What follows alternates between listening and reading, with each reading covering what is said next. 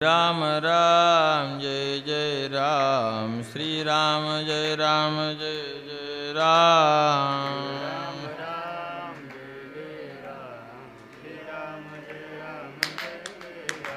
श्री राम राम जय जय राम श्री राम जय जय राम श्री राम राम जय जय राम श्री राम जय जय राम पुंडलीक वरदा हरि विठ्ठल श्री ज्ञानदेव तुकाराम आदि शक्ति मुक्ताबाई की जय। श्री संत सखाराम महाराज की जय। श्री संत गजानन महाराज की जय। वक्रतुंड महाकाय सूर्यकोटि समप्रभ निर्विघ्नं कुरु मे देव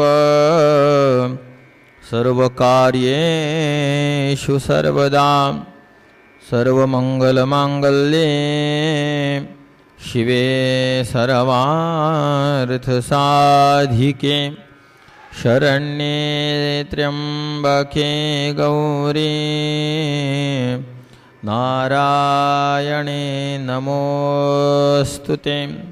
देवी मी जे जे बोले ते प्रभू तुमचे शिकविले म्हणून अवधारी जो आपुले आपण देवा आदिशक्ती मुक्ताबाई की जय।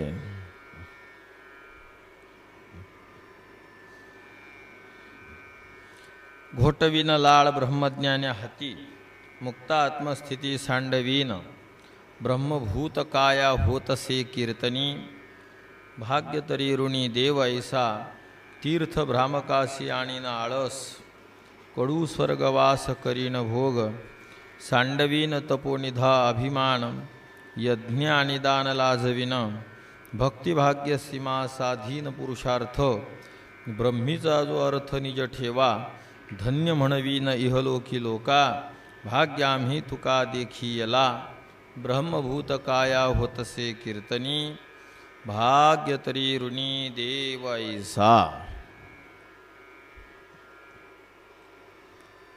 पूजनीय तुकोबाराय प्रस्तुत या अभंगाच्या माध्यमातून भक्तीच्या भरवशावर भक्तीच्या उत्तमाति उत्तम अवस्थेवर आरूढ होऊन काही प्रतिज्ञा करतात। त्यापैकी ज्या 2 प्रतिज्ञा होत्या त्याची उकल आपण कालपर्यंत याच्या आधीच्या चिंतनापर्यंत करण्याचा प्रयत्न केलेला आहे।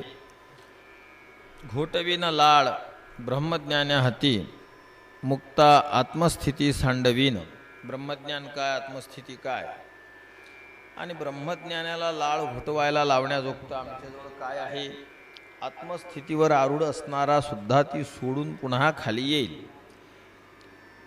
याच्यासारखा विशेष असं फळ काय आहे की ज्यामुळे यांना आपल्या स्थित्या सोडून खाली यावं लागणार आहे। तर त्याचं एक चिंतन तर आपण केलेलंच आहे आणि एक चिंतन एक उत्तर असं आहे की ब्रह्मभूत काया होतसे कीर्तनी। तसे दुसरं कारण भाग्य तरी ऋणी देवैसा म्हणून घोटविन लाळ ब्रह्मज्ञान्या हाती मुक्ता आत्मस्थिती सांडविन ब्रह्मभूत काया होतसे कीर्तनी भाग्य तरी ऋणी देवैसा। तुकोबाराय म्हणतात या कीर्तनामध्ये अशी शक्ती आहे की ब्रह्मभूत काया काया ब्रह्मभूत होत असे। कुठं कीर्तनी कीर्तनी काया ब्रह्मभूत होत असे। अजून काय भाग्य तरी देव ऋणी ऐसा भाग्य असं प्राप्त होते की देव सुद्धा आपला कर्जबाजारी होईल अशी स्थिती प्राप्त होते। तुकोबाराय हे एवढं सगळं जे तुम्ही प्रतिज्ञा केल्या किंवा जे काही फलप्राप्ती तुम्ही या दुसऱ्या चरणामध्ये कथन केली ही कशाची आहे। तुकोबाराय म्हणली भक्तीची आहे। तुकोबा भक्तीची आहे हे बोलणं एक सामान्य झालं ना, कारण भक्तीमध्ये बरेच असे प्रकार आहेत ज्या प्रकारांचं विशेष प्रसिद्धी आहे.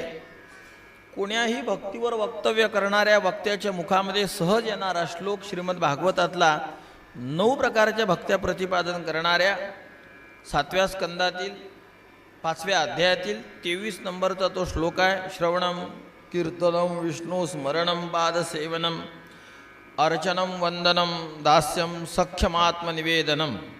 यात भक्त प्रल्हाद 9 प्रकारच्या भक्त्या सांगतात. पहिली भक्ती आहे श्रवण, दुसरी भक्ती आहे कीर्तन, तिसरी भक्ती आहे विष्णूचं स्मरण, आणि चौथी भक्ती आहे पादसेवन, 5वी भक्ती आहे अर्चन, 6वा आहे वंदन, 7वी भक्ती आहे दास्य, 8वी आहे सख्य, आणि 9व्या अशा प्रकारची भक्ती आहे आत्मनिवेदन.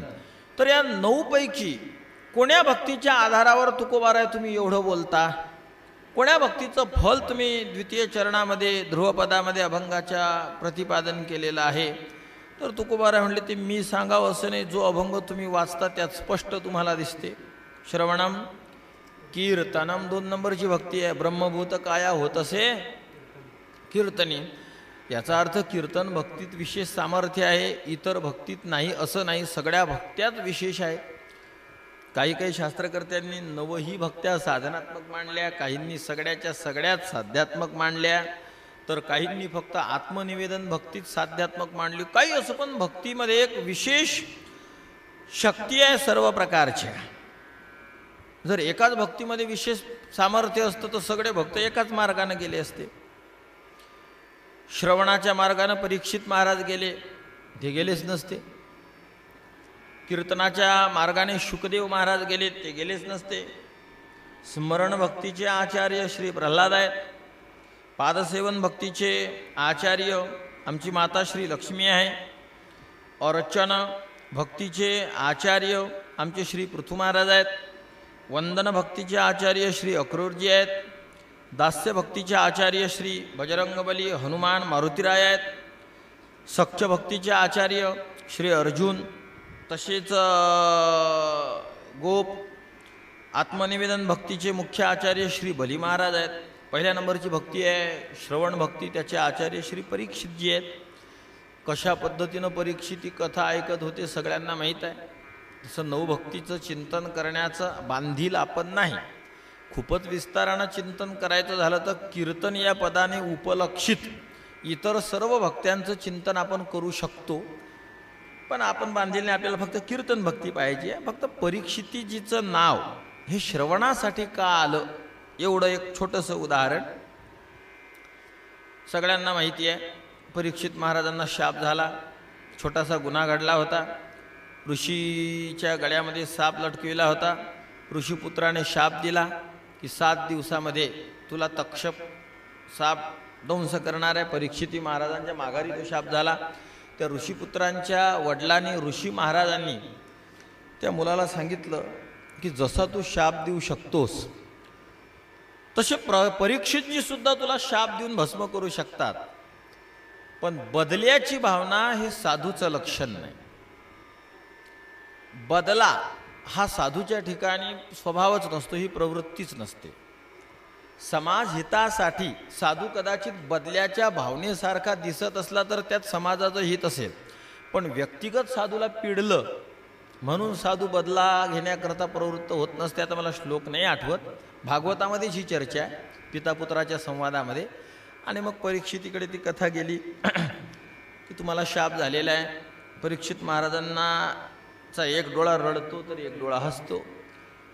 रड असा की शाप मिळाला ब्राह्मणाचा, आपल्याकडून गुन्हा घडला म्हणून शाप आहे. मरतो म्हणून नाही वेदना, पण मला माझ्याकडून गुन्हा घडला म्हणून दुःख आहे. आणि आनंद याचा आहे की जगात विशेष माणसांमध्ये एक मी असा आहे की मला मरण कळालं. मरण कोणाला कळत नसते, मला कळालं. गेले शुकाचार्यांनी कथा सांगितली. कथेच्या आरंभी शुकाचार्य म्हणत काही फलाहार दुग्धाहार घेत जाय. परीक्षित महाराजांनी ऐकलं नाही आणि अखंड अनशनात उपवासातच कथा ऐकली. आणि एक दिवस परीक्षित महाराज चक्कर येऊन पडले. शुकाचार्य एकदम स्तब्ध झाले, भांडावर आणलं परीक्षितीला आणि परीक्षितीला म्हणतात, मी तुला म्हणू की काहीतरी एखादा घास तरी तू खायला पाहिजे होता, पण तू नाही ऐकलं. काही ना काही दुग्धाहार तरी तू कमीत कमी करायला पाहिजे होता, पण तू नाही ऐकलं. आणि त्यामुळे तुझ्यावर अशी पाडी आली. परीक्षितानं ते ऐकलंच नाही शुकाचार्यांचं. लगेच परीक्षित महाराज म्हणायला लागले, हे नंतर पाहू. मग पहिल्यांदा मला सांगा की जी पुतना छद्मवेश धारण करून माझ्या प्रभू परमात्मा भगवान श्रीकृष्णाला मारण्यासाठी आलेली आहे. महाराज, महाराष्ट्रात ही एक परंपरा आहे, भगवंताचं नाव सहज घेतात. इठ्या पिठ्याही म्हणायला भेट नाही अशी परिस्थिती आहे आपल्या महाराष्ट्रामध्ये. आणि भक्तीत ते चालती, विठाई किठाई माझी कृष्ण आहे, त्याचा निषेध आहे अशातला प्रकार नाही. पण उत्तरेत सहसा कोणताही कथाकारही ठाकूरजी वगैरे अशा शब्दांनी संबोधतो. आणि विशेष भगवत भक्तांमध्ये आदर्श असणारे व्यक्तिमत्व की भागवतच ज्यांच्यात चढे, श्री संत पूजनीय वैराग्य शिरोमणी अनंत श्री विभूषित श्री डोंगरेजी महाराज, हेच भागवतातली जी कथा जो प्रसंग सांगत, तर त्या प्रसंगाप्रमाणे त्यांचं शरीर होत होतं म्हणतात. आणि कथा सांगत असताना एक भगवान श्रीकृष्णाची छोटीशी मूर्ती समोर असे, त्या मूर्तीकडे पाहत आणि अखंड त्या मूर्तीलाच कथा सांगत राहत, वर पाहत नव्हते. एकदा त्यांच्या कथेमध्ये इंदिरा गांधीजी पंतप्रधान असताना आल्या आणि निघून गेल्या, तर त्यांना ते आलेलेही पत्ता नाही गेलेलेही पत्ता नाही. मला शब्दांचं सौष्ठव्य सांगायचं आहे तुम्हाला. तर डोंगरेजी महाराजांनी आपल्या पूर्ण आयुष्यात भगवंताला कधी एकेरी शब्दाने किंवा सहज बोलले नाही. काही ना काही विशेषण लावायचे सद्गुरूंना, भगवंताला सहज नाही बोलायचं. आपल्या महाराष्ट्रात भक्तीनं ओले अंतःकरण खूप कमी असल्यामुळे विठ्ठलाल चिंता तो इठ्यापाय ते सगळं असं सहज अशा प्रकारे बोलल्या जाते. याचा अर्थ ते चूक आहे असं नाही, त्या त्या भक्तांची ती अवस्था असते. पण महाराष्ट्रात हे असं प्रमाण जास्त आहे आणि उत्तरेमध्ये असं घडताना दिसत नाही. माझा प्रभू, माझा परमात्मा, माझा श्रीकृष्ण, माझा भगवान, त्याला मारण्यासाठी पुतनेने छद्मवेश धारण केलेला आहे. आणि ती पुतना माझ्या कृष्णाला मारण्यासाठी आली. माझा कृष्ण 5-6 दिवसाचा आहे. माझ्या कृष्णाचं आता काय होणार या चिंतेने परीक्षिती पडले. याला म्हणतात श्रवण. देश आणि काळ याचं अंतर असते श्रोता आणि त्या कथेमध्ये. तर ते अंतर जो विसरतो त्याला खरं श्रवण म्हणतात. देश कोणता आहे? परीक्षित जो ऐकून राहिला तो गंगेचा काठ. कथा घडली तो कोणतं ठिकाण आहे? वृंदावन, यमुनेचा काठ. परीक्षिती कथा ऐकून राहिले तो काळ कोणता आहे? कलियुग. भगवान श्रीकृष्णाला पुतना मारण्यासाठी आले तो काल कोणता आहे? द्वापार युग. देश आहे यमुना काठ, गंगा काठ, अंतर. काल आहे द्वापार युग, कलियुग, अंतर.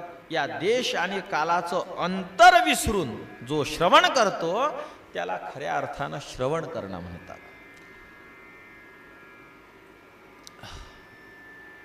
जास्त श्रवण भक्तीविषयी नाही बोलायचं आपल्याला. पहिल्या नंबरातली ती भक्ती आहे. एक लीलानुकरण नावाचा भक्त होता, तो दशरथाचं पार्ट दिलं होतं त्याला, सगळ्यांना माहीत आहे. त्या पार्टातच तो मृत्यू पावला, कारण आधीच्या नाटकात त्याला नरसिंह भगवान केलं होतं. त्यानं हिरण्यकश्यपूला मांडीवर घेतलं आणि फाडलं. ते रक्ताचं प्रतीक म्हणून काही गंधाच्या कलरच्या पाऊच होत्या, त्या फुटून रक्त बाहेर आलं आणि त्याच्याही आत नख गेलं. पाहणाऱ्यांना वाटत होतं की हे रंग येऊन राहिला, आता याच्यातही खरा नरसिंह घुसला आणि तोही खरोखर मरतोय, त्यामुळे तोही खरंच तळपतोय.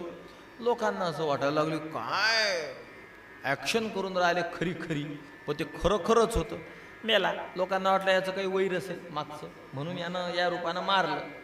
तो म्हणे नाही, मला काहीच माहीत नाही, माझं तर कोणाशी वैर नाही, तो तर माझा प्रिय होता, माझं त्याचं प्रेम होतं. याला कथा म्हणतात. मग दुसऱ्या दिवशी रामायण केलं, त्यात याला दशरथ केलं. रामप्रभू वनवासात गेल्यावर दशरथ राम राम म्हणता म्हणता मेले की नाही. चौघे पुत्र राया दशरथा प्राण गेल्या, एकही नव्हता. यानं केलं राम हे रामा हे रामा हे रामा हे रामा. मोठ्या माणसाचं असं म्हणणं आहे, मोठ्या माणसाचं, की रामनामाचा जरी जप करत असले तरी दिवसातून 4-5 वेळेस तरी सीता माता म्हणाव, हे माता सीते हे नाम माझ्यात उतरू दे, असं दिवसातून 4-5 वेळेस तरी म्हटल्या जावं.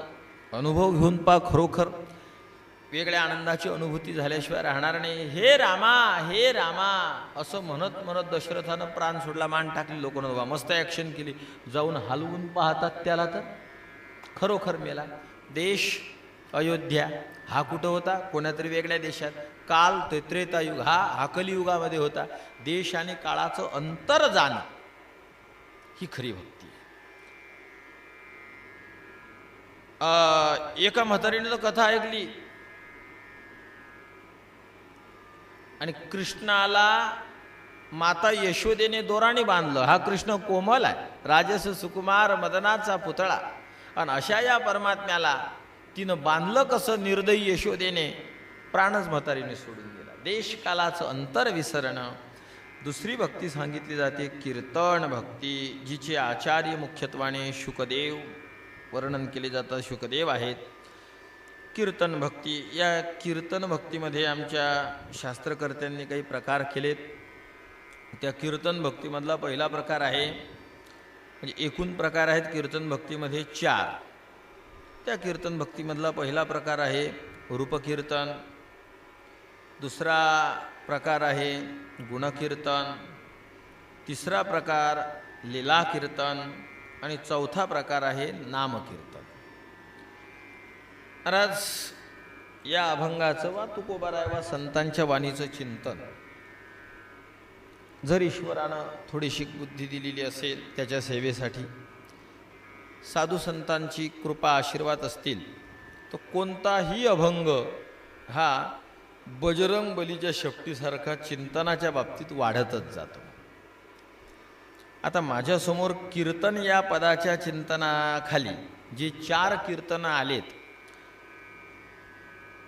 अगदी आयुष्यभरही चिंतन करत राहिलो तरी कीर्तनाचे हे 4 प्रकारच सरणार नाहीत आपल्या अल्पबुद्धीने. मग विशेष बुद्धी ईश्वराने ज्यांना दिली त्यांचं काय अशा प्रकारे असेल?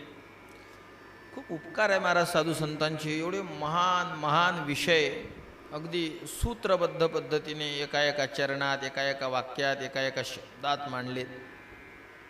भक्ती ते नमन सुळावरील कोळी. भक्ती ते नमन केवढं पद आहे, भक्ती ते नमन. तुकोबारांनी लक्षण केलं, भक्ती ते नमन. भक्ती कशाला म्हणतात? नमन. या नमन पदाचे एकदा 7-8 पद्धतीने आम्ही चिंतन केलं. न मन अमन इति नमन लय खूप होते. सूत्रच म्हणतात, संतांचं बोलणं सूत्रबद्धच आहे. तसं होत असे कीर्तने. कीर्तन हे पद जरी आपल्या समोर असलं तरी या कीर्तनामध्ये 4 प्रकार आहेत. 4 प्रकारापैकी पहिलं कीर्तन आहे रूपकीर्तन. कशाला म्हणतात रूप? काय आहे रूपाचं लक्षण? तर रूपाचं लक्षण आमच्या शास्त्रकर्त्यांनी जे केलं ते मी तुमच्यासमोर मांडतो. रूपाचं लक्षण आहे विभूषणम विभूष्यस्यात् तेन तद्रूपमुच्यते. रूप आणि सौंदर्य म्हणजे सुंदरता यामध्ये फरक आहे. आता आपल्याला असं वाटते जो रूपवान आहे आपण त्याला सुंदर म्हणतो.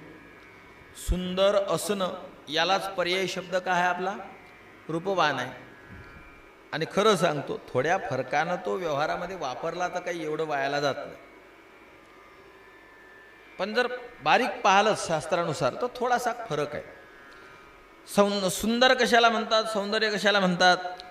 भवेत सौंदर्य मंगाणाम सन्निवेशो यथोचितम. भवेत सौंदर्य मंगाणाम सन्निवेशो यथोचितम. अंगानाम भवेत सौंदर्य अंगानाम यथोचितम सन्निवेशः सौंदर्यम भवेत. अंगानाम यथोचितम सन्निवेश, अंग अवयव, यथोचितम योग्य, सन्निवेश त्याचा रचना, अवयवांची व्यवस्थित रचना होणं सौंदर्यम भवेत, याला सुंदर म्हणतात. मग अवयवावरून सौंदर्य ठरते, मग रूप अवयवावरून ठरत नाही का? नाही, रूप थोडं त्याला क्रॉस करू नये पुढे. विभूषणम विभूष्य स्यात् तेन तद्रूपमुच्यते, विभूषणम विभूष्य स्यात् तेन तद्रूपमुच्यते, विभूषणम विभूष्य स्यात् तेन तद्रूपमुच्यते. अन्वय असाच धरू आपण त्याचा. विभूषणम विभूष्य, विभूषणाचं ही जे विभूषण आहे, विभूषण म्हणजे अलंकार, अलंकाराला जे सजवते, अलंकाराला जे भूषित करते, शोभायमान करते, त्याला शास्त्रामध्ये रूप म्हटलं जातं. असं हे रूपाचं लक्षण आहे. आणि हा जो थोडा फरक आहे, संत वाङ्मयामध्ये हा फरकही दिसून येतो. संत जेव्हा रूप सौंदर्य या पदाविषयी बोलतात, आता आपली बुद्धी स्थूल असल्यामुळे आपल्याला ते फरक दिसत नाहीत, पण बारीक जर चिंतन केलं तर हे फरक दिसून येतात.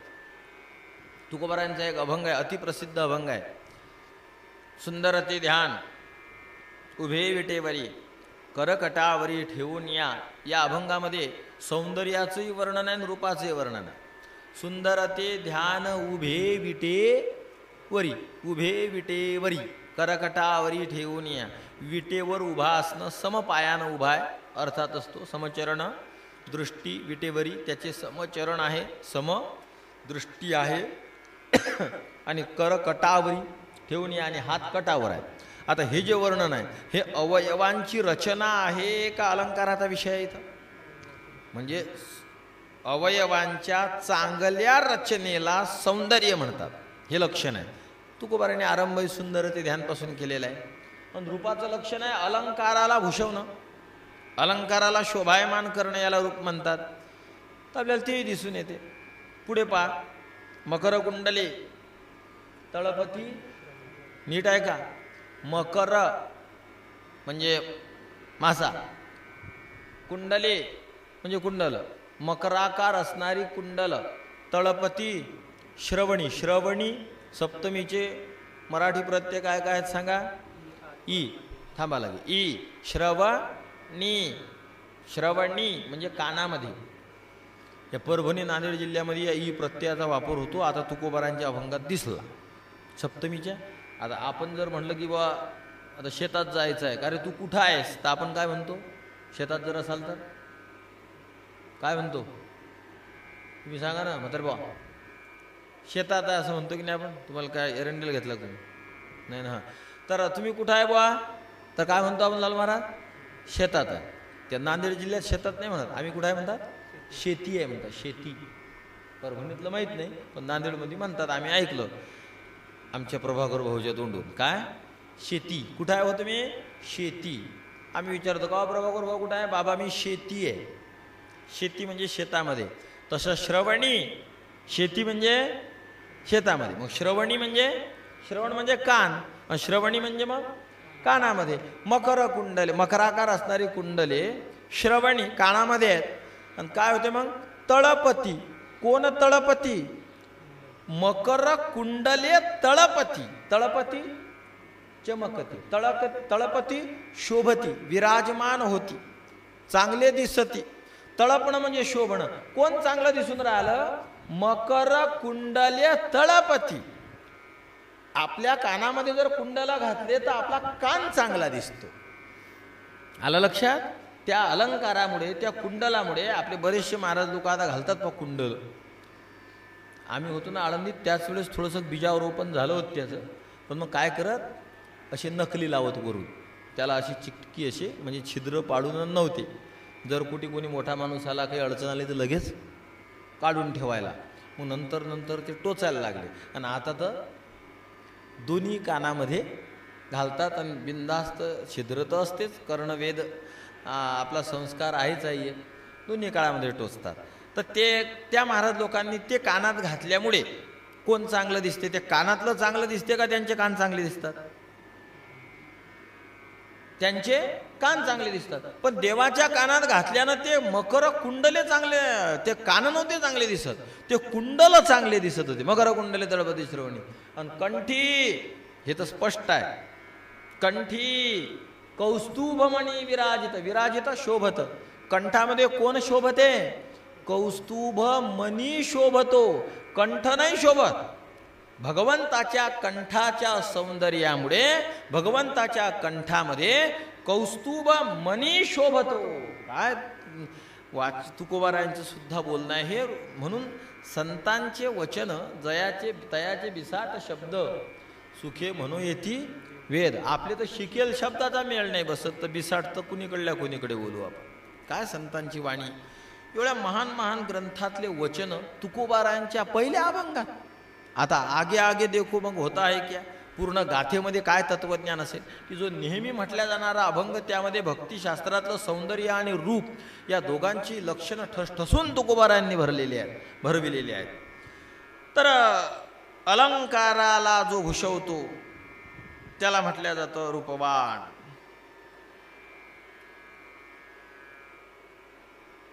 एक गोपी येऊन राधेजवळ सांगते, कृष्णस्य मंडन ततीर मणिकुंडलाद्य नितांग संगीतमलकृत एव रांगी शक्ता बभूवन मनागती तद्विधाने सा प्रत्युत स्वयमनल्पमलंकृतासीत. ते गोपी आली राधेला म्हणते, राधे अगं या कृष्णाला सजव बरं का, आम्हाला कळूनच नाही राहिला कसं सजवायचं ते. कृष्णस्य मंडन तती मणिकुंडलाद्य. पहिल्यांदा आम्ही त्याला मणिकुंडल घातलीत कानातले, ज्या गोपींकडे भगवंताची ही सेवा होती सजवायची, ते घातले. लहानपणचा विषय असेल कदाचित, कारण भगवंत गाया चारायला जायचे त्यावेळेस सुद्धा अलंकार घालून जायचे. नामदेव महाराज वर्णन करतात, अलंकार घालिता ती दिसे सुशोभित मूर्ती. गाई चार बालक्रीडेच्या प्रकरणामध्ये अलंकार घालिता ती दिशे सुशोभित मूर्ती. आणि जेव्हा कालिया मर्दन लीला घडली की नाही परमात्म्याची, म्हणजे कालियाचं मर्दन म्हणजे कालियाच्या डोहामध्ये भगवंताचा चेंडू गेला, त्यातून जेव्हा भगवंतानं जे लीला केली, भगवंत पाण्यात भरपूर काळ त्या कालियाशी युद्ध करत असताना राहिले. मग यशोदेला कळाली, यशोदा आली, यशोदा काठावर आली आणि धाय मोकळून रडू लागली. यशोदेच्या मुखातल्या अनेक शब्दापैकी हा एक शब्द आहे, कोणावरी आता घालू अलंकार. यशोदा म्हणते, देवा मी तुला रोज सजवत होते रे, तू गुरढोर चारायला येत असताना, कोणावरी आता घालू अलंकार. बुडाला आले हे घर माझे, आता माझं घर बुडालं प्रभू, आता मी कोणाला सजवू, कोणाला अलंकार घालू. अर्थात मोठ्याचं लेकरू आहे, मोठ्याचे कामच अवघड असतात. गांधीजी कुठं परदेशात विमानाने गेले, त्याच्या संग बकरी न्या लागत होती. मोठ्याचे काम आहेत, कारण ते बकरीचं सोडून दुसरं दूध पित नव्हते. मग परदेशात कुठं काय शोधा, तर मग ते बकरी लोक संघ घेऊन जायचे विमानात. तसं भगवान श्रीकृष्ण गुरढोर चारायला जात, तरी सुद्धा अलंकार घालून अशा प्रकारे जात असत. तर या गवळणीला एका लहानपणचा काळ असेल, ती आली राधेला विचारते, का ग याला कसं सजवायचं ग, किती अलंकार चढवले मी याच्या अंगावर, पण काही कळतच नाही, हा शोभतच नाही. याच्या भुजेमध्ये नवरत्नाने युक्त महारक्षा नावाचं एक यंत्र आम्ही परिधान केलं. याच्या हातामध्ये चंकन घातले, भगवंताच्या कंकणाला कंकण नव्हते, चंकन म्हणत होते. या परमात्म्याच्या उजव्या हाताच्या बोटामध्ये एक मुद्रिका घातली, तिचं नाव रत्नमुखी नावाची मुद्रिका आहे. भगवंताच्या अंगठीचं नाव रत्नमुखी आहे. भगवंताला पितांबर घातला, त्याचं नाव निगम शोभन आहे, विद्युत चमकावी अशा पद्धतीनं परमात्म्याचा पितांबर दिसतो. परमात्म्याला कलक झंकार नावाचा अलंकार आम्ही घातला. परमात्म्याला हंस गंजन नावाचा अलंकार आम्ही घातला. परमात्म्याच्या गळ्यामध्ये आम्ही तारावली नावाचा हार घातला. भगवंताला एक मणिमाला प्रदान केली, जिला तडित प्रभा असं म्हणतात, ती तडित प्रभा परमात्म्याला आम्ही घातली. परमात्म्याच्या हृदयावर जे पदक घातलं जातं त्याला हृदयमोहन नावाचं पदक म्हणतात, ज्यामध्ये राधेचं चित्र बिंबित असते, तेही आम्ही याला परिधान केलं. हृदयाच्या वर जो कंठ आहे तिथं आम्ही परमात्म्याला कौस्तुभमणी धारण केला. याच्या उजव्या कुंडलाला रत्यादिदेव म्हणतात, याच्या डाव्या कुंडलाला रागादिदेव म्हणतात. म्हणजे दोन कुंडलाचे नावही अशा प्रकारे वेगवेगळे आहेत. या परमात्म्याला जो मुकुट घातला जातो त्याला रत्नपार म्हणतात. तो मुकुटही आम्ही याला घातलेला आहे. राधेचा जो चुडा होता ना त्याला चामर डांबरी म्हणायची. प्रत्येक याला वेगवेगळे नावं होते. आता असे अलंकारही समाप्त झाले आता, किंवा आता अलीकडल्या मेकअपचं नाव वेगळं असेल. त्या काळात असणारे हे अलंकार असे होते. पा मयूर, भगवंताचा मयूर आणि युक्त असणारा जो मुकुट आहे त्या मुकुटाला नवरत्न विडंब असं म्हणतात. तर तोही आम्ही याला परिधान करवला. याच्या गळ्यामध्ये एक गुंजाली आम्ही परिधान केली, तिचं नाव रागावल्ली आहे, तेही आम्ही याला घेतलं. याच्या गळ्यामध्ये एक माळ आहे, तिला दृष्टी मोहिनी म्हणतात. आणि या भगवंताच्या कपाळावर जो टिळा लावला जातो त्याला दृष्टी मोहन म्हणतात. आणि हे सगळे अलंकार आम्ही याला परिधान करवले. पण हा परमात्मा चांगलाच दिसत नाही. काय बोलते, परमात्मा चांगला दिसत नाही असं कसं काय बोलून राहिली? तर त्या श्लोकाचा खालचा भाग पहा. सा प्रत्युत स्वयमनल्पमलंकृतासी. प्रत्युत, प्रत्युत म्हणजे उलट. या परमात्म्याला आम्ही अलंकार घातले पण हा परमात्मा रूपवान, परमात्मा चांगला नाही दिसत. तर उलट स्वयं अनल्पमलंकृत आसीत, ते भगवंतानं धारण केलेले जे अलंकार आहेत ते अलंकारच चांगले दिसायला लागलेले आहेत. भगवंताच्या रूपाचं वर्णन करत असताना श्रीमद भागवतामध्ये 11व्या स्कंदात 30व्या अध्यायात 3ऱ्या श्लोकामध्ये प्रत्याकृष्टुम नयनमबला यत्र लग्नम न शेकुः कर्णाविष्टन्न सरति ततो यत्सतामात्मलग्नं यत् श्रीर्वाचाञ्जनयति रतिं किन्नुमानं कवीनां दृष्ट्वा जिष्णोर्युधिरथगतं यच्च तत्साम्यमीयुः. मोठा श्लोक आहे 11व्या स्कंदामध्ये. प्रत्याकृष्टुम नयनमबला यत्र लग्नम न शेकुः. न शेकुः म्हणजे समर्थ नाही. एकदा ज्यानं या परमात्म्याला पाहिलं त्याच्यावरून वृत्ती, त्याच्यावरून नजर हटवण्यासाठी त्यानं काहीही केलं तरी तो समर्थ नाही होऊ शकत. श्लोकातला पहिल्या तुकड्याचा अर्थ आहे कर्णाविष्टम न सरति ततो यत्सतामात्मलग्नम. एकदा जर या परमात्म्याच्या रूपाने कोणाच्या कानातून प्रवेश केला तर तो कानातून एकदा हृदयात घुसला तर तो परमात्म्याचं रूप हृदयातून कानातून जरी गेला तरी सुद्धा निघत नाही. यत् श्रीर्वाचाम जनयति रतिं किन्नुमानं कवीनाम. जे कवी या परमात्म्याच्या रूपाचं वर्णन करतात त्यांना या जगात किती मान मिळतो. दृष्ट्वा जिष्णोर्युधी रथगतम यच्च तत्साम्य मीयुः.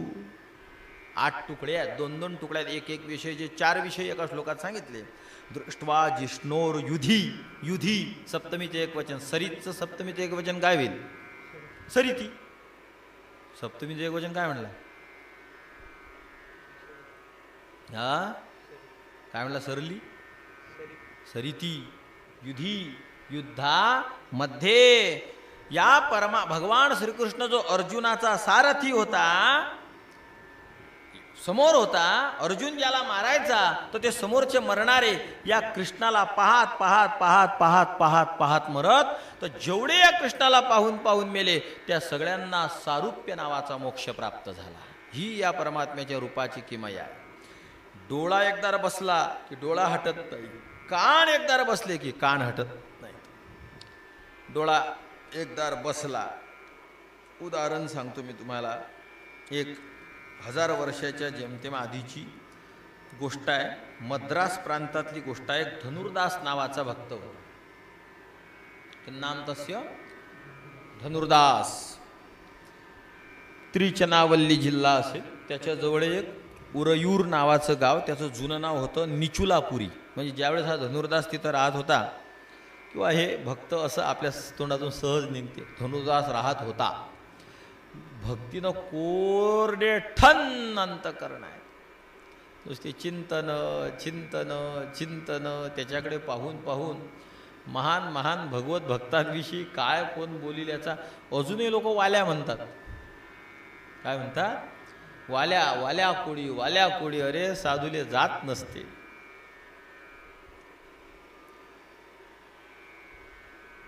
फक्त बा ते साधू संतांनी वर्णन केलं तर तुम्ही ते महती समजून घ्या अंतःकरणात. कोडियाची कीर्ती वाढिली गहन केले रामायण. तर हे कशासाठी सांगितलं? तुमच्यासाठी सांगितलं ना, की बुवा एकतर तो पापी, एकतर त्याची जातही अशी होती की जी सहसा परमार्थामध्ये प्रवृत्त न होणारी, असं त्याचा अर्थ. नीच उच्च हा नाही विषय, पण परमार्थात प्रवृत्त न होणारी, मासेमारीकडे जाणारी, असा असूनही तो भक्त झाला. मग तुम्ही का होणार नाही? म्हणजे हे सांगायचं आहे संतांना की तुम्ही आदर्श घ्या. आदर्श जर तुम्हालाही द्यायचा असेल तर तुम्ही म्हणा ना मग वाल्या. पण तुम्हाला सहजमध्ये तुम्ही वाल्या बोलून जाता, काहीच नाही. वा वा सांगा वा वाल्या कसा होता, कसा होता वाल्या, तुझा नातू आहे तो. अनंत श्री विभूषित वाल्मिकजी महर्षी. आता त्याच्याची वांदा आहे, ब्रह्मर्षी म्हणायचं महर्षी म्हणायचं का नाही म्हणायचं. कोणी म्हणते वाल्मिकजी ब्राह्मण होते, कोणी म्हणते वाल्मिकजी कुळी होते. तर संत या कल्पातलं वर्णन करतात, त्यामुळे कुळी होते हे सिद्ध होते. आणि ब्राह्मण असल्याशिवाय ब्रह्मर्षी होत नाही. धनुर्दासजींची गोष्ट मी तुम्हाला कथन करून राहिलो. श्री संत धनुर्दासजी, त्यांचं पूर्वजीवन खूप भयंकर होतं. पण एक हेमांबा नावाची एक वेश्या होती, खूप सुंदर दिसायला, रूपवान रूपवती होती. तिला पाहून आमचे धनुर्दासजी मुग्ध झालेत. आणि धनवान होते, पैसेवाले होते, पहिलवान होते, धनसंपत्तीनेही युक्त होते, शरीर संपत्तीनेही युक्त होते. भगवंताच्या रूपावर नजर एकदा भिडली की ती उठतच नाही. यासाठी मी तुम्हाला उदाहरण देऊन राहिलो. प्रत्याकृष्टुम नयन मबला यत्र लग्नम न शेकू, यत्र लग्नम न शेकू, यत्र लग्नम, लग्नम चिटकलेली. एकदा परमात्म्याच्या ठिकाणी दृष्टी चिटकली की पुन्हा न शेकू, तुम्हा त्या नयनाला काढण्यासाठी तुम्ही समर्थ होत नाही. एवढ्यासाठी उदाहरण देतो. परमात्मा किती रूपवान आहे, किती सौंदर्यवान आहे, एवढ्यासाठी बोलतो. तर धनुर्दासजींच्या अंतःकरणात त्या हेमांबा नावाच्या वेश्येने घर केलेलं आहे. पैशावाले आहेत, धनसंपत्ती आहे, शरीर संपत्ती आहे. तिला पत्नी रूपानेच आपल्या घरी ठेवून घेतलं. ती अनेक जणांची पत्नी आहे, ती ग्रामपत्नी आहे. पण मोठ्या माणसाच्या पुढे काय, त्यांनी पत्नी म्हणून स्वीकारलं. लोकही तिला एक धनवानाची पत्नी म्हणून आदर देऊ लागले. आणि ती मात्र यांच्यावर खरं प्रेम करू लागली एक पती म्हणून. पण यांना फक्त तिचं पाहिजे होतं रूप. तिला पाहात कुठं रस्त्यानं जर चालायला लागले तर छत्री घेऊन चालत तिच्यासोबत, कारण उन्हानं हिची त्वचा लाल पडून हिचं सौंदर्य जाईल म्हणून छत्री घेऊन चालायचे. पण छत्री घेऊन चालत कसे, एका छत्री म्हणजे दोघं जण बरोबर ॲडजस्ट होतील काय. मग अशी छत्री धरत समोर तिला घेत आणि असे मागं मागं मागं मागं मागं चालायचे आणि तिला पाहत राहायचे. कुठं बसले तर समोरासमोर अशा प्रकारे बसत होते. लोकांना काय वाटे याचं त्यांना काहीच वाटत नव्हतं. कामातुराणाम न भयम न लज्जा. जो कामासक्त असतो ना त्याला कशाची भीती वाटत, ना त्याला कशाची लज्जा वाटत. काम विकाराने पछाडलेल्या माणसाजवळ सगळे तत्वज्ञान, सगळं शास्त्र, सगळं फेल होऊन जाते. अलीकडल्या कामातुरांना आपण 2 शब्द शास्त्रातले शिकवावे.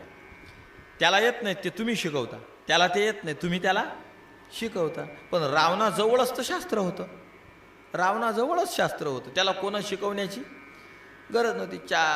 मंदोदरी मातेने शिकवण्याचा प्रयत्न केला, फजित झाली. बिभीषणाने शिकवण्याचा प्रयत्न केला, लातच खावी लागली डायरेक्ट.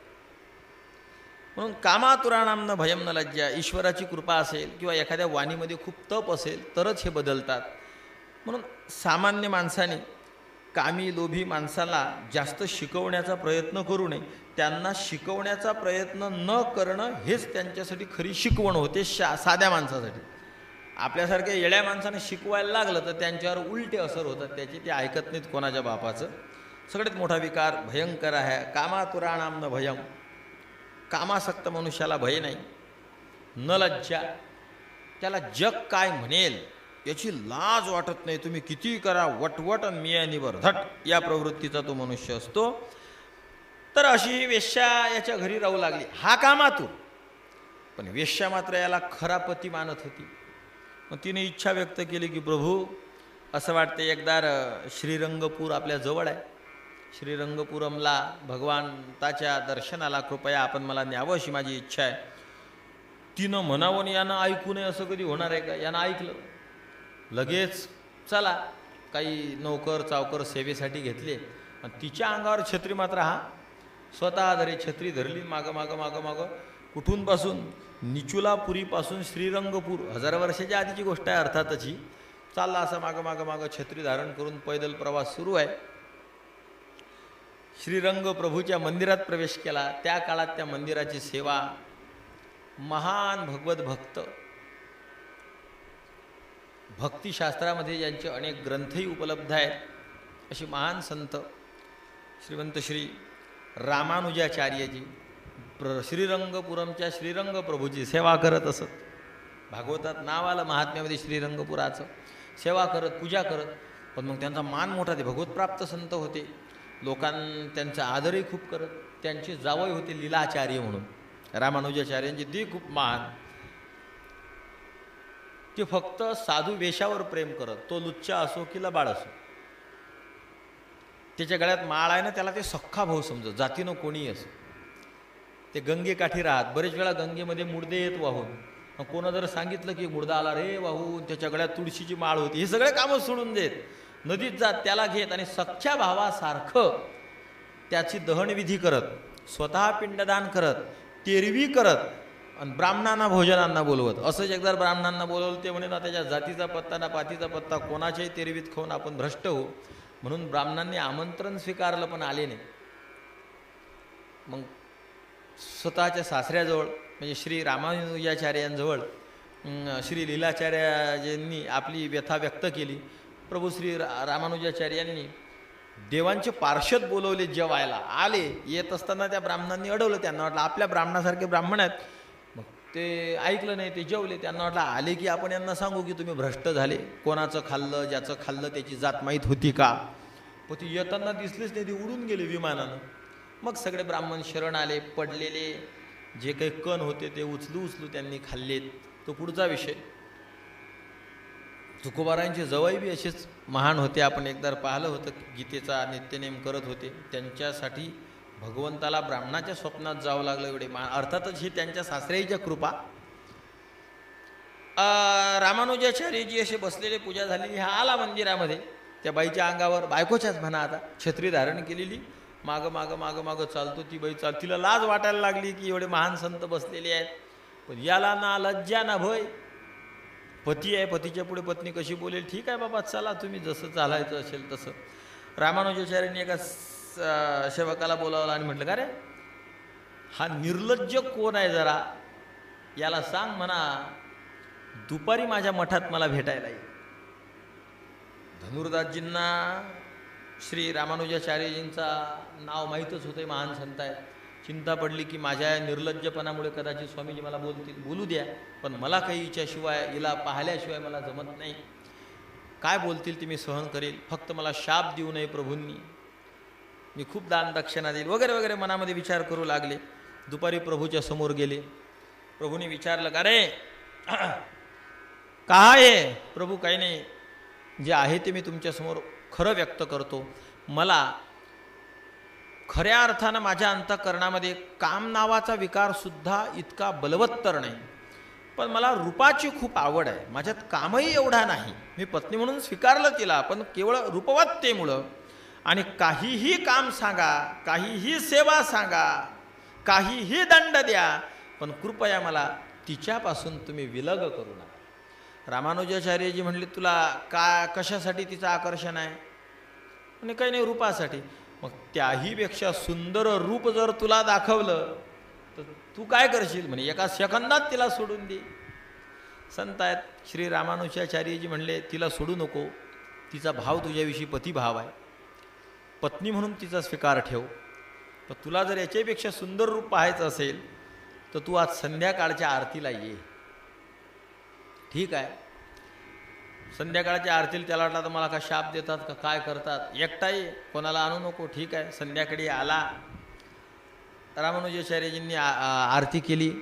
आरती त्याला दिली आणि सांगितलं परमात्म्याकडे एकटक पहा. श्रीरंग प्रभूकडे एकटक त्या श्री धनुर्दासजींनी पाहिलं. पाहता पाहता परमात्म्याने एक सेकंदभर रूपाची छबी एक अशी विद्युत चमकल्यासारखी दाखवली. जशी विद्युतचा झटका लागल्यावर मनुष्य पडावा ना, तसे श्री धनुर्दासजी भूमीवर पडलेले आहेत. गळबळा लोडतात. उंच स्वराने श्री रामानुजाचार्यजींच्या चरणाशी विनंती करतात, प्रभू काही करा पण ते रूप मला दाखवा, माझी संपत्ती घ्या, माझं धन घ्या, माझ्या शरीराचे तुकडे तुकडे मी स्वतः करतो, राई एवढाले, पण तरीही मला त्या रूपाचं दर्शन घडवा. श्री रामानुजाचार्यजींनी आशीर्वाद दिला. साधने म्हणजे त्याला रथ केलं, पण तो श्रीरंगपूर सोडून परत पुन्हा कधी गेला नाही. तो धनिक होता, तिथंच जागा घेऊन राहू लागला. पतीपत आणि श्री रामानुजाचार्यजींची आज्ञा असल्यामुळे तो तिला सोडू शकत नव्हता आता, कारण ती पत्नी म्हणून स्वीकारली, पण तिच्यात काही याचं मन राहिलं नाही. श्री रामानुजाचार्यजींच्या आश्रमातच राहे.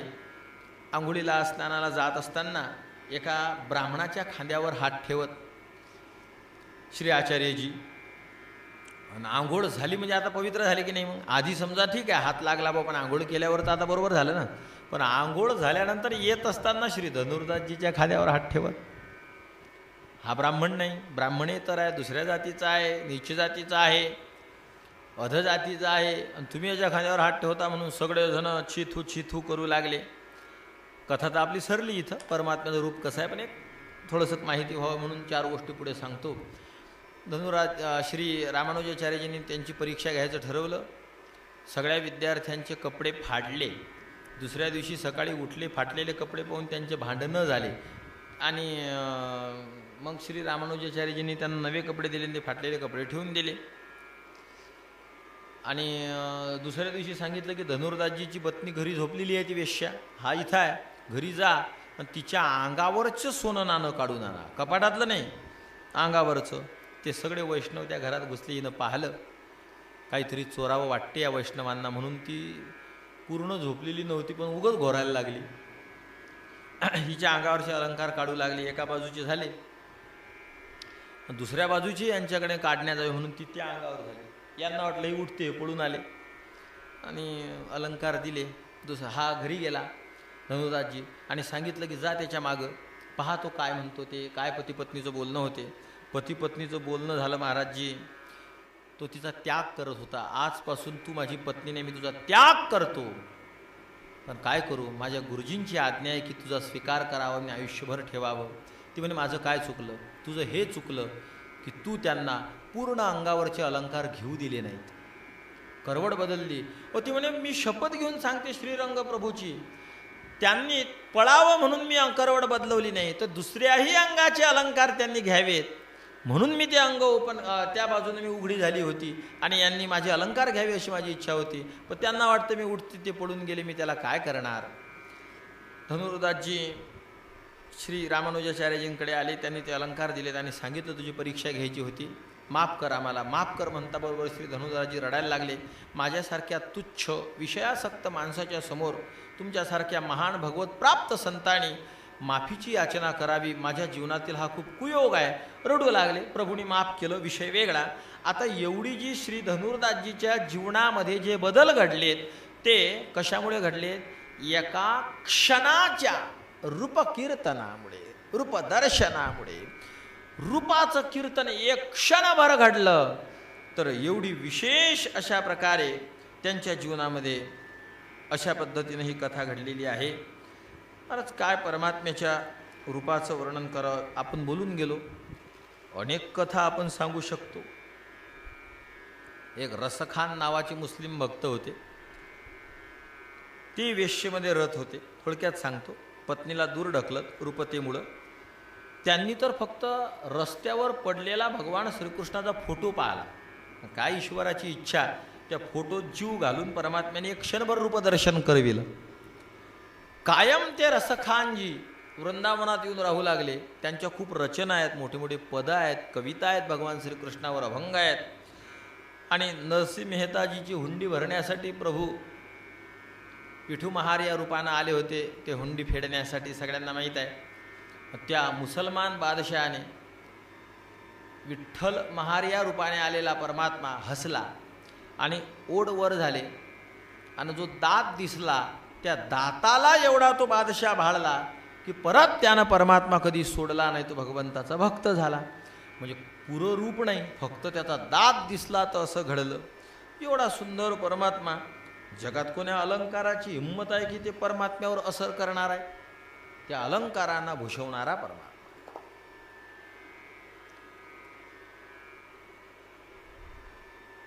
का बरं एवढं सौंदर्य, एवढी रूपवत्ता परमात्म्याच्या ठिकाणी? मायेमध्ये एवढं सौंदर्य कुठंच नाही. हा परमात्मा मायेच्या पलीकडे आहे. या परमात्म्याचं शरीर अप्राकृतिक आहे, प्राकृतिक नाही. आपले शरीर प्रकृतीचं कार्य आहे, मायेचं कार्य आहे. म्हणून आपल्या शरीरामध्ये हे घाण आहे, दुर्गंधी आहे. सौंदर्य प्राप्त झालं तरीसुद्धा ते कायमचं नाही, ते काही काळापुरतंच सौंदर्य आहे, बहुत काळापुरतं सौंदर्य ती रूपवत्ता नाही. पण परमात्म्यावर प्रकृतीचा असरच होत नाही, त्यामुळे याला काय अडचण आहे. ना याला काही सुख, ना काही दुःख, ना काही अरुप्त. हा तसाच दिसतो अलंकार. याच्यावर प्रकृतीनं निर्माण केलेल्या अलंकाराच्यावर काय असर करणार आहे. एकदाची कथा आहे, ब्रह्मवैवर्तक पुराणामध्ये ही कथा आली. सगळे हजारो शेकडो ऋषी मुनी बसलेले भगवंताच्या दर्शनाला आलेले, आणि त्यात सनत कुमारजींचा प्रवेश झाला. अप्राकृतिक देह परमात्म्याचा आहे, काय त्यावर अलंकार असर करतील यासाठी मी एक छोटंसं उदाहरण देतो. सगळ्या ऋषींच्या समोर सनत कुमारजी उभे राहिले आणि सगळ्यांना म्हणतात, एकेकांना विचारतात, कसं आहे महाराज, बरं आहे ना, तुमचं कसं आहे, चांगलं आहे ना, तुमची तब्येत कशी आहे, चांगली आहे ना, क्षमकुशल आहे ना, साधना व्यवस्थित चालू आहे ना, भगवंताचं चिंतन होते ना. आणि मग त्याच दानीत पुढे भगवंताला वाटतं चला 5 वर्षाची नग्न अवस्था, 8 वर्षाची 8 वर्षाची केवळ मूर्ती नागड्या रूपामध्ये सनत कुमारजी आहेत. आता हा माझा गोड भक्त मला गोड प्रश्न विचारेल, प्रभू तुमची तब्येत कशी आहे. मग मी सांगेल की इकडे हवा काल थोडंसं डोकं दुखत होतं पण गोळी घेतली, आज जरा बरं आहे. भगवंताला आनंद वाटायला लागला की मला विचारेल माझा भक्त.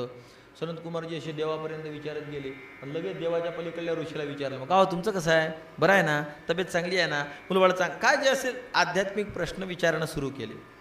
भगवंताला वाटलं आता विचारल, मग विचारणच गेले. भगवंताने सांगितलं सनत कुमारांना, सनत कुमारजी मला का नाही विचारत तुम्ही. हे जसे शरीरधारी आहेत तसा मीही शरीरधारी आहे. शरीरधारिणश्चापि कुशल प्रश्न भिप्सितम. शरीरधाऱ्या असणाऱ्या ऋषीमुनींना तुम्ही कुशल प्रश्न विचारला. कुशल प्रश्न म्हणजे तुमचं कसं काय चालू आहे असं. मग तत् कथम कुशल प्रश्न मयी विप्रम न विद्यते. हे विप्रा, हे ब्राह्मणा, तो कुशल प्रश्न जो ऋषीमुनींच्या ठिकाणी तुम्ही विचारला, हे शरीरधारी आहेत म्हणून. मग मीही शरीरधारी आहे, माझ्या ठिकाणी म्हणजे मला तुम्ही हा प्रश्न का बरं विचारला नाही. सनत कुमारजी म्हणतात, तुम्हीही शरीरधारी आहात, हे ऋषीमुनीही शरीरधारी आहेत, पण आम्हा सर्व ऋषीमुनींचे शरीर प्राकृत आहेत आणि तुमचं शरीर अप्राकृत आहे. शरीरे प्रकृते नाथ सततंच शुभाशुभम. प्रत्यक्ष सनत कुमार परमात्म्याला सांगतात, नित्यदेहे क्षेम बीजे शिवप्रश्न मनर्थकम. आता आहे का परमेश्वर महाराज बरोबर. शिवप्रश्नम अनर्थकम शरीरे प्रकृते नाथ सततम चे शुभाशुभम. प्रकृते नाथ प्रकृते शरीरे सततम शुभाशुभम. हे प्रभू, हे परमात्म्या, जे प्रकृतीपासून निर्माण झालेलं शरीर आहे त्याच्या ठिकाणी शुभाशुभम सततम. कधी शुभ होईल तर कधी अशुभ होईल, पण नित्य देहे क्षेम बीजे शिवप्रश्न अनर्थकम. नित्य देहे, नित्य असणारा देह, अप्राकृतिक असणारा देह, प्रकृती संबंधरहित असणारा देह, क्षेम बीजे सगळ्या कल्याणाचं बीज, पवित्राचं बीज असणारा हा देह. बीज म्हणजे मोठा विस्तार ज्याच्या संक्षिप्तात असतो त्याला बीज म्हणतात. ज्ञानोबा बीजाचं लक्षण करतात ज्ञानेश्वरी 18व्या अध्यायात. जेन नाशतू स्वरूपे जयाचा विस्तारू जेव्हा जेथ लपे ते तयाचे म्हणिपे बीज जगी. जेन नाशतू स्वरूपे, जे स्वरूपानं नासत नाही. जयाचा विस्तारू जेथ लपे, आणि ज्याचा विस्तार ज्यामध्ये लपतो ते तयाचे म्हणिपे बीज जगी, त्याला बीज म्हणतात. एवढीशी कपाशीचं बीज आहे आणि त्यात त्या पूर्ण झाडाचा विस्तार लपलेला आहे की नाही. विस्तार लपलेला जिथं असतो त्याला बीज म्हणतात. म्हणून त्या सरकीला म्हणल्या जाते बीज, कारण एवढ्या मोठ्या वृक्षाचा विस्तार त्यात लपलेला आहे. तसं जगामध्ये जेवढे क्षेम म्हणजे कल्याण, शुभ, पवित्रता, मंगलता जेवढी जगात असेल त्या सगळ्या सद्वस्तूंचं, सद्गुणांचं तुमचं शरीर बीज आहे. क्षेम बीज आहे. नित्यदेहे क्षेम बीज आहे.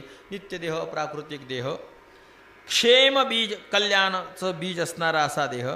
शिवप्रश्नम अनर्थकम, शिवप्रश्न खुशाली प्रश्न, चांगला आहे का बरा आहे, तुमचं कसं काय चालू आहे, हा प्रश्न.